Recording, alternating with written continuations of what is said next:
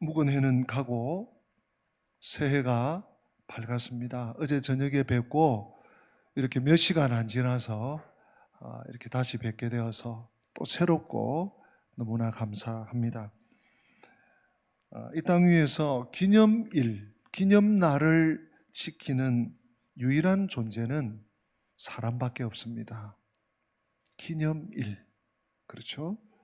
짐승이, 동물이 아무리 고양이가 영리해도, 아무리 요즘 반려견이라 그러죠. 반려견이 아무리 지능이 높아도 기념일을 기억하고 지키고 하는 경우는 이때까지 없습니다. 인간밖에 없죠. 그런데요, 사람이 어떻게 기념일을 지키는가, 사실은 하나님께 배운 것이죠. 하나님도 기념일을 지키세요. 뭡니까? 절기입니다. 절기. 하나님께서 절기를 세우시고 절기를 지켜라 하시고요, 절기를 지키는 하나님의 백성들을 면면히 주목해서 보신답니다. 그래서 오늘 이 신약 시대에도 부활절, 감사절, 성탄절, 신년, 감사절, 이렇게 절기를 지키는 것이죠. 의미가 있습니다. 나름 뜻깊습니다. 그런데 오늘 새해 첫 주일이자 새해 첫 절기 신년주일을 맞으면서 해만 바뀌었다고 22에서 23이 됐다고 다 되는 것이 아니잖아요. 마음이 새로워져야 합니다. 새해가 되어서도 마음이 바뀌지 않는다면 새로워지지 않습니다. 너무너무 아쉽게도 안타깝게도 마음이 그대로라면 흔해 작년과 똑같습니다. 끝을 알 수 없지만 안 봐도 선합니다. 오늘 본문 말씀 너무 유명한 시편이죠. 성전에 올라가는 노래 25개의 시편이 딱 집중되어 있는데 그 중에 아주 유명한 시편 128편 속에 형통에 대한 말씀, 번성이라고도 하죠.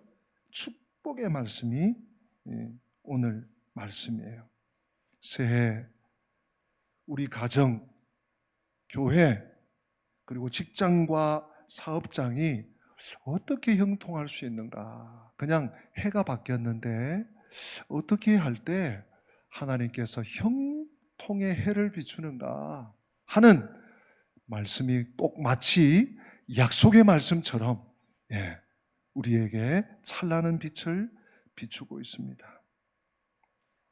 우리 은광의 사랑하는 성도들, 이 시간 그저 어제 많은 잠을 못 주무셨을지 모르는데 그래도 주일이자 또 첫 주일이자 신년 감사주일이야 하고 열리를 제쳐두고 예배하는 우리 성도들, 새해에 형통의 은혜가 있기를 주님의 이름으로 먼저 축복드립니다.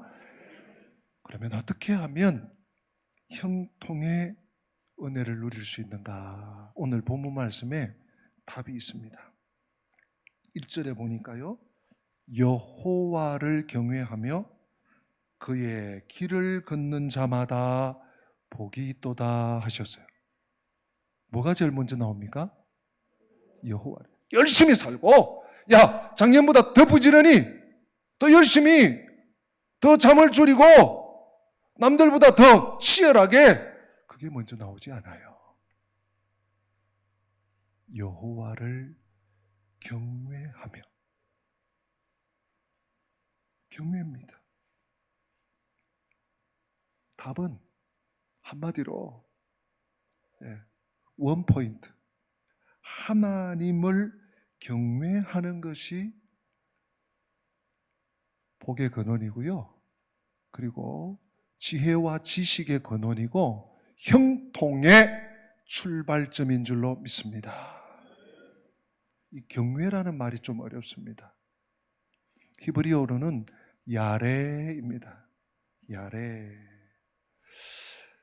뜻 자체가 어려운 것은 아닌데 이 경외라는 말 속에 두려움, 야레라는 말도 마찬가지입니다.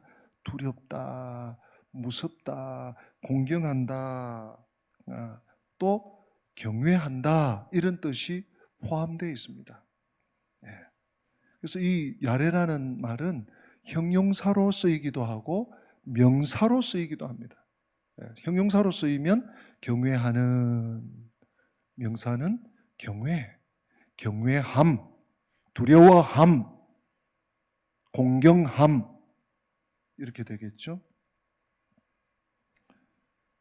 하나님 경외에 좋은 롤 모델이 성경에 많이 있지만 한 명만 이 아침에 생각한다면 욥이에요. 욥은 하나님을 경외하는 자로서 어떻게 했는가 하는 것이 욥기 1장 1절에 나옵니다. 제가 읽어드릴게요. 우스 땅에 욥이라 이름하는 사람이 있었는데 그 사람은 순전하고 정직하여 하나님을 경외하며 악에서 떠난 자더라 했어요. 하나님을 경외하니까 악과 멀어지는 거예요. 하나님을 두려워하니까 악은 모양도 버리게 되는 거예요. 그 경외가, 욥의 경외가 오늘 우리가 함께 읽은 시편 128편 1절 여호와를 경외하며, 똑같은 단어가 야레라는 단어가 쓰이고 있습니다. 하나님을 두려워하는 자는 말 그대로 악한 자와 대조됩니다. 하나님의 선하심과 하나님께서 우리에게 필요한 것을 조달해 주시는, 공급받는 자라는 뜻이 포함되어 있습니다. 뿐만 아닙니다. 하나님을 경외한다는 그 의미 속에 보호하시는 자비와 또한 하나님이 소원을 이루어 주시는 그 약속이 포함되어 있습니다. 이 경외라는 단어는 어떤 의미에서 조금 어렵지만 또 적용하기가 쉽지 않지만 많은 복합적인 의미가 포함되어 있다고 볼 수 있습니다. 한 가지 팁을 말씀드리면, 경외는 두려워서 벌벌벌 떠는 것이 아닙니다. 아이고, 이거 안 하면 어떡할까? 이거 했는데 어떡할까? 두려워서 벌벌 떠는 게 아니에요. 경외는 하나님과의 친밀함 속에 더 가까이 들어가는 것입니다. 나중에 좀 소개해 드리겠지만 시편 34편 9절에 보면 경외는 이런 표현으로 쓰입니다. 하나님을 찾는 것이다. 하나님을 찾는 것. 2022년에 내가 내 방식으로, 내 방법대로, 내 경험과 내 노하우로 열심히 했다면 2023년은 좀 바뀌어야 합니다. 마음만, 생각만 새롭게 하는 것이 아니라 삶의 방식이 좀 바뀌어야 합니다. 어떻게 해요? 경외로. 경외는 하나님을 찾는 것입니다. 하나님께 우선순위를 두는 것입니다. 내가 선택하고 나서 하나님, 아이고 결과가 왜 이래요? 이럴 것이 아니라 하나님께 선택하실 수 있도록, 하나님께서 나의 걸음을 인도하실 수 있도록 맡겨드리는 것이 또한 경외입니다.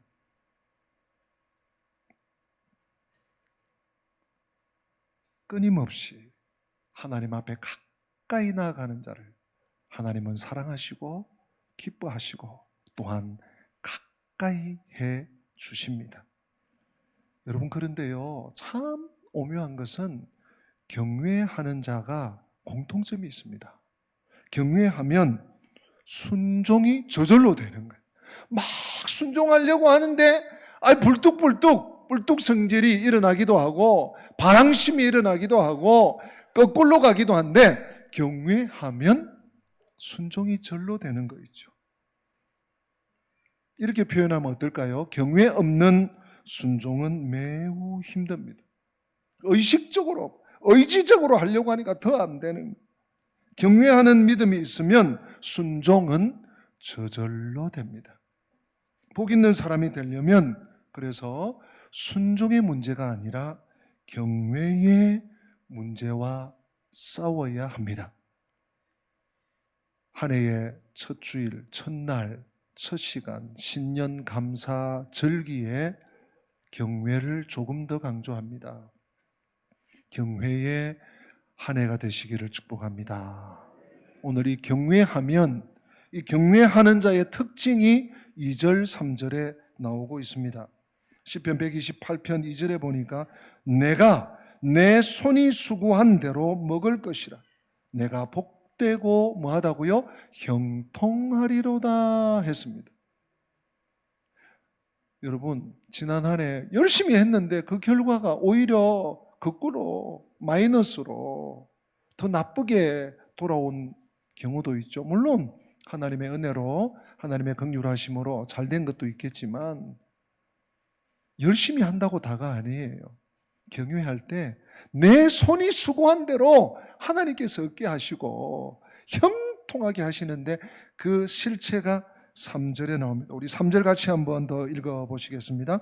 내 집 안방에 있는 내 아내는 결실한 포도나무 같으며 내 식탁에 둘러앉은 자식들은 어린 감람나무 같으리로다. 아멘. 수고가 헛되지 않습니다. 경외하는 자의 수고는 지금 결과가 안 나타나네. 더 나빠진 게 아니에요.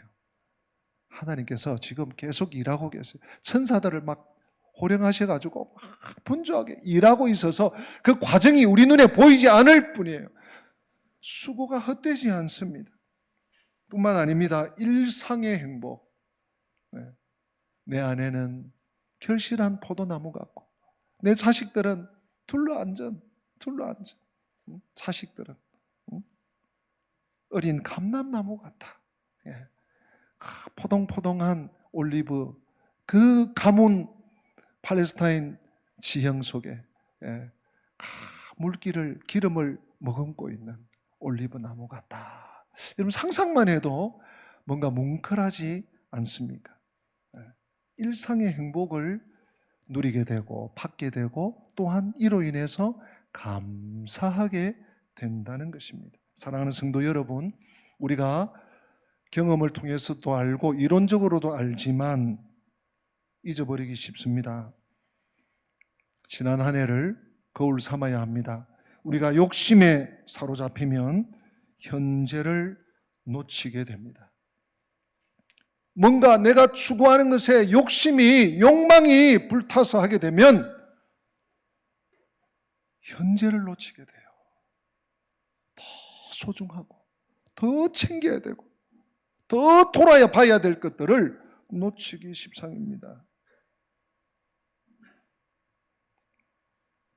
뿐만 아니라 일상을 외면하게 됩니다. 우리 코로나 3년에 많은 피해와 고통과 고충과 손실이 있었지만 우리에게 참으로 돈 주고 살 수 없는, 헤아릴 수 없는 유익이 있다면 일상의 소중함을 너나 할 것 없이 알게 됐다는 것입니다.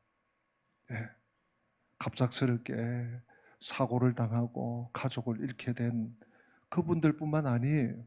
이 코로나 3년을 지리하게 지나오면서 일상이 얼마나 소중하고 일상이 얼마나 혜택이고 일상이 얼마나 하나님의 축복인가를 우리는 경험해 보았습니다. 시편 34편 9절 말씀 우리 마음에 새기면서 이 경외와 관련된 은혜를 함께 누리기를 원합니다. 시편 34편 9절 우리 화면을 보면서 다 같이 한번 읽어보십니다. 너희 성도들아 여호와를 경외하라. 그를 경외하는 자에게는 부족함이 없도다. 젊은 사자는 10절 젊은 사자는 궁핍하여 주릴지라도 여호와를 찾는 자는 모든 좋은 것에 부족함이 없으리로다. 아멘. 여호와를 경외하는 자와 9절에 또한 10절에 여호와를 찾는 자가 병행되어 있습니다. 그래서 제가 앞서 여호와 경외를 우리가 어렵게 생각하는데 하나님을 찾는 자가 여호와를 경외하는 자라고 했습니다. 동일한 병행 구절이에요. 말씀이에요. 해설입니다. 여호와를 찾는 자, 즉 여호와를 경외하는 자에게는 부족함이 없대요. 부족함이 없대요. 올 한 해 많은 경제 전문가들이 작년보다 더 어려울 것이다, 더 힘들 것이다, 더 고물가가 될 것이다, 이런 예상들을 그저 매일같이 매주 단위로 쏟아놓고 있습니다. 그러한 가운데서도 오늘 시편 여러분 34절 9절 말씀 꼭 기억하시기 바랍니다. 여호와를 경외하는 자에게는 부족함이 없고요, 심지어 젊은 사자가 뭡니까 여러분? 밀림의 왕자예요. 숲의 왕자예요. 거기 걸리면 국물도 없어. 사냥의 맹수예요. 왕자예요. 그 젊은 사자가 혹시 그럴 일이 없지만 천에 하나 만에 하나 억만분에 하나 궁핍하여 줄일지라도 경외하는 자, 여호와를 찾는 자는 모든 좋은 것에, 모든 값진 것에, 모든 필요한 것에 뭐가 없다고요? 부족함이 없으리로다. 이 말씀 액면 그대로 받으시고 누리시기를 주님 이름으로 축복합니다. 오늘 본문 시편 128편으로 돌아갑니다. 4절 말씀에 여호와를 경외하는 자는 이같이 복을 얻으리로다. 이같이 복을 얻으리로다. 여러분, 복이 나쁜 겁니까? 복이 무익한 겁니까? 복이 필요 없는 겁니까? 아닙니다. 성경은요, 곳곳에 하나님의 복, 신령한 복, 하늘의 복, 영생의 복, 기름진 땅의 복, 성경의 사람들은 복의 사람들이에요. 그 복을 오용하고 남용해서 문제지. 그래서 우리가요, 신앙생활하면서 잘못하면 큰 딜레마에 빠질 수 있어요. 복 자체를 나쁜 것처럼 큰일 날 일이에요. 우리는요, 경외해서 하나님의 형통의 복을 하나도 빠짐없이 다 받아 누리시기를 다시 한번 주님의 이름으로 축복합니다. 그러면 경외하는 자는 이같이 복을 얻으리다 그랬는데, 이 가치가 뭘까요? 5절, 6절이 잘 설명해 주고 있습니다. 여호와께서 시온에서, 어디서요? 시온은 예루살렘의 다른 이름이기도 합니다. 그런가 하면 시온은 하나님이 임재하시는, 거하시는 산성, 성전이 있는 성, 이런 의미도 돼요. 시온에서 내게 복을 주실지어다. 하나님이 임재하시는, 하나님이 그들의 기도와 관구와 제사를 받으시는 곳, 오늘날로 치면 교회로 대체할 수 있죠. 시온은 교회다 이런 얘기는 아니에요. 시온을 교회로 적용할 수 있습니다. 여호와께서 시온에서 내게 복을 주실지어다. 누구에게? 여호와를 경외하는 자에게. 너는 평생에 예루살렘에 무엇을 본다고요? 번영을 볼 것이다. 예루살렘의 번영, 형통, 복, 위로, 부여조의 복, 아래로 기름진 땅의 복. 이 번성을, 번영을, 형통을 보게 될 것이다. 이 모든 것이 무엇입니까? 경외의 결과입니다. 사랑하는 성도 여러분, 교회, 즉 신앙 공동체에서 복을 받습니다. 여러분, 다른 어디에 가서 머리를 들이밀고 복 주세요, 복 주세요 하지 마세요. 신앙 공동체 시온에서 복을 받으리라 말씀하고 있습니다. 교회의 부흥과 축복을 경험하게 됩니다. 누가요? 경외하는 자가. 경외하는 자를 통하여 교회가, 교회 공동체가 왕성하여지고 건강하여지고 또한 하나님의 은혜를 누리게 되는 것입니다. 성도 여러분, 감히 말씀드립니다. 새해 첫날 첫 주일 신년감사주일 분명히 말씀드립니다. 교회가 잘 돼야 성도가 잘 됩니다. 물론 거꾸로 돼도 참 좋은 일이죠. 그런데 하나님의 질서는 먼저입니다. 여러분 잘 아시죠? 마태복음 6장 33절 말씀. 너희는 먼저 너의 나라와 너의 유익과 너의 번성과 너의 복을 구하랍니까? 다 같이 한번 읽어보실까요? 시작. 너희는 먼저 그의 나라와 그의 의를 구하라. 그리하면 이 모든 것을 너희에게 더하시리라. 아멘. 너희는 먼저입니다. 먼저의 액센트가 있습니다. 하나님은요, 다 강성하기를 원하고, 하나님은 다 형통하기를 원하고, 하나님은 다 번성의 복을 누리기 원합니다. 그러나 순서가 있습니다. 질서가 있습니다. 차서가 있습니다. 하나님은 질서의 하나님입니다. 무작대기로 하시는 분이 아니십니다. 교회가 먼저입니다. 우리가 그 찬양도 많이 부르지 않습니까? 예수가 먼저요. 예수가 먼저요. 다른 것은 다 그 다음이라. 예수가 먼저다. 보혈이 먼저요. 보혈이 먼저요. 다른 것은 다 그 다음입니다. 그렇죠. 순서가 중요한. 오늘 6절 말씀은 이렇게 요약합니다. 내 자식의 자식을 볼지어다. 이스라엘에게 평강이 있을지로다. 아멘. 후손이 번성합니다. 성도 여러분, 장수하는 가문에 평강이 가득한 것 당연한 것 아니겠습니까? 역시 경외의 결과입니다. 2023년 새해 혼자 가면 실패합니다.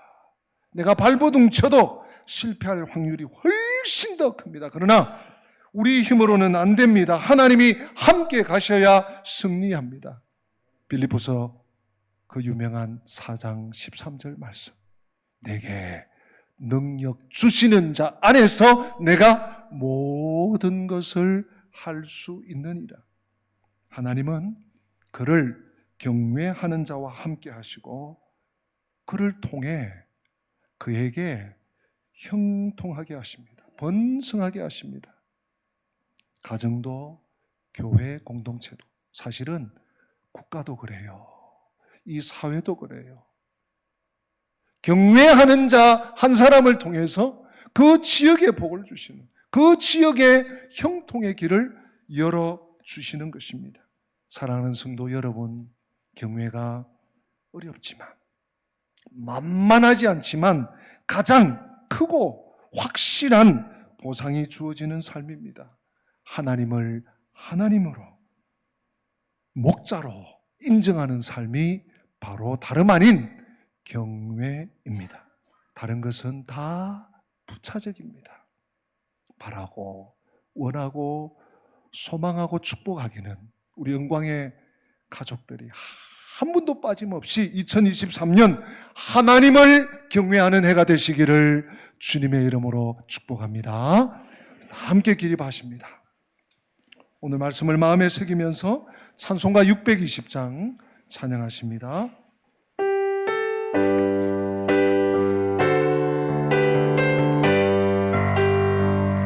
1절, 2절, 단주 3절 찬양합니다.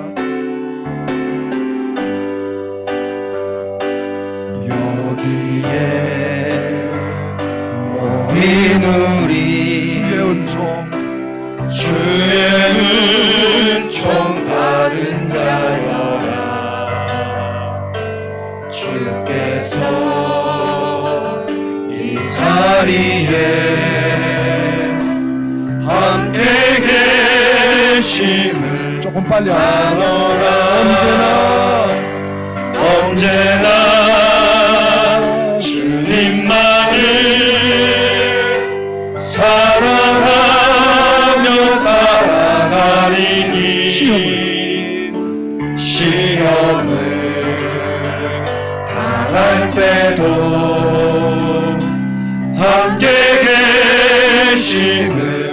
믿노라. 이 믿음 더욱 굳세라. 주가 지켜주신다.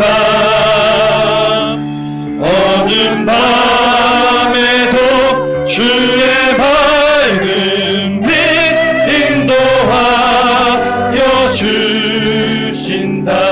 주님이 뜻하시니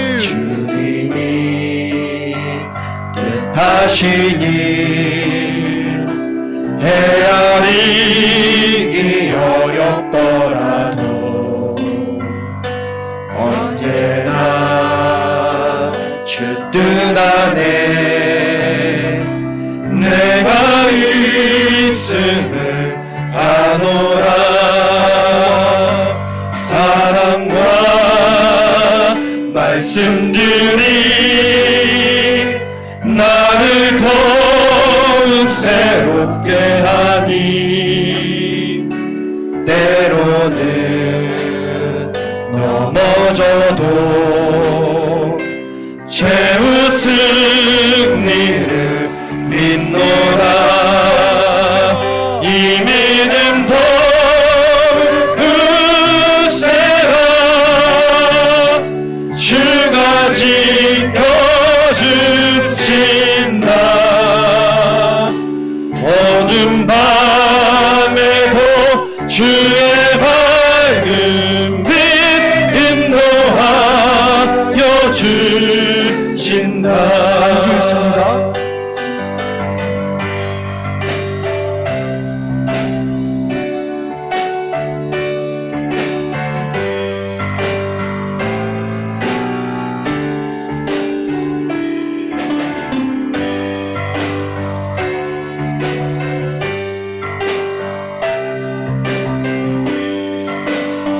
여기에 모인 우리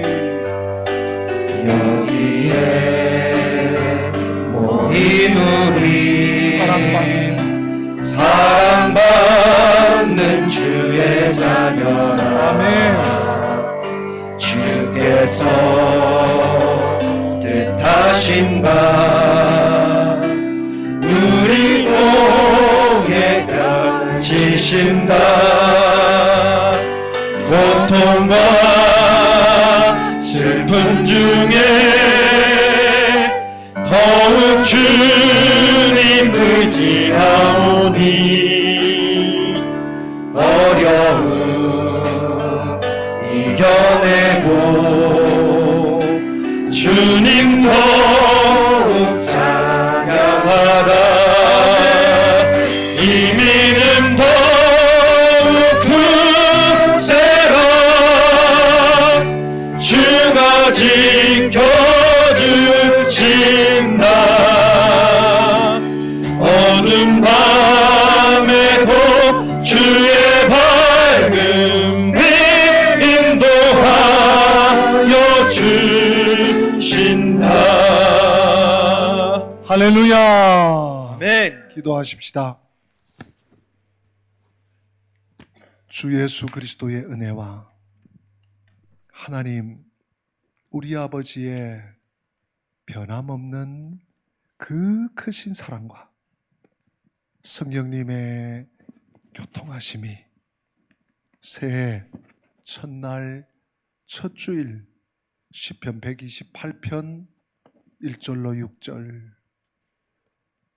하나님의 말씀을 마음판에 새기며 경외와 형통의 말씀 따라 믿음으로 정진하며 승리하기 원하는 주의 백성들 머리머리 위에, 저들의 앞길 위에, 가정의 범백사 위에, 우리 교회 위에, 선교지 곳곳 위에, 이 민족 위에 지금부터 영원토록 함께 계실지어다.